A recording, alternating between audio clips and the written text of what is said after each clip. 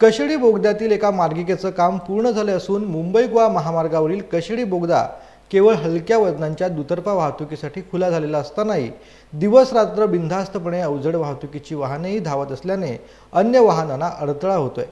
शनिवारी सायंकाळी मोठ्या प्रमाणावरती वाहने कशेडी बोगद्याकडे मार्गस्थ होत असताना व दोन्ही बाजूने वाहने एकसंग आल्याने तसेच अवजड वाहनांमुळे कशेडी बोगद्यापासून ते भोगाव फाटा येथे जुन्या महामार्गापर्यंत कोंडी पाहावयास मिळाली। सुमारे तासभराच्या नंतर वाहतूक सुरळीत झाली, तरी अवजड वाहनांमुळे हलक्या वाहनांना सध्या त्रास सहन करावा लागतोय। जवळपास 4 किलोमीटरपर्यंत वाहनांच्या लांबच लांब रांगा लागलेल्या पाहायला मिळाल्या होत्या। सध्या सुट्टीचा हंगाम सुरू असून कशेडी बोगद्यामधून मोठ्या प्रमाणात वाहने मार्गस्थ होत आहेत। मात्र अवजड वाहने देखील कशेडी बोगद्यामधून मार्गस्थ होत असल्यामुळे मोठ्या प्रमाणामध्ये वाहतूक कोंडी होत असल्याचे चित्र पाहायला मिळत असून कशेडी बोगद्यापासून ते भोगाव फाटा इथपर्यंत मोठ्या प्रमाणामध्ये वाहतूक कोंडी होत असून वाहनांच्या जवळपास 4 ते 5 किलोमीटरच्या रांगा लागत आहेत। त्यामुळे प्रवाशांना मोठ्या प्रमाणात मनस्ताप सहन करावा लागत आहे।